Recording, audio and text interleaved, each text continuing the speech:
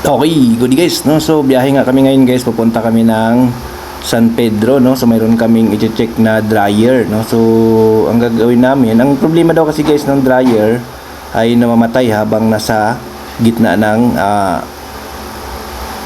cycle or habang ginagamit guys ay biglang namamatay. So ito ngayon guys ang ating titingnan kung anong problema ng washing machine na ito. So yun na nga guys, dito na kami. Ito na yung dryer ay Panasonic guys, no? So ni-check na namin to guys, titingnan natin kung ano ba talaga ang naging problema, no? Sinusubukan namin siya i-check gamit yung sasaksak natin siya. Then titingnan namin siya kung umiikot ba siya, no? So yun. So okay naman siya guys, umiikot naman siya. Ang problema lang, after mga ilang minutes namamatay siya. So ibig sabihin nagsa-shut off na siya. So yun.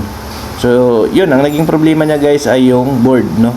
So pag ganito guys, namamatay yung dryer during the cycle or habang ginagamit, biglang namamatay after ilang minuto, automatic yan guys, board ang problema niyan. So ito yun guys, no? So gumagana naman siya pero pag after ilang minutes namamatay siya, no? So ibig sabihin guys, pag uminit na yung board niya ay namamatay na. So pag ganito guys, palit board na ito, no? Basta tandaan nyo kapag namatay siya during the cycle na example ginagamit nyo, after 5 minutes namatay, nag-shut off yung washing machine, automatic yan, board ang problema niyan. So yun, okay?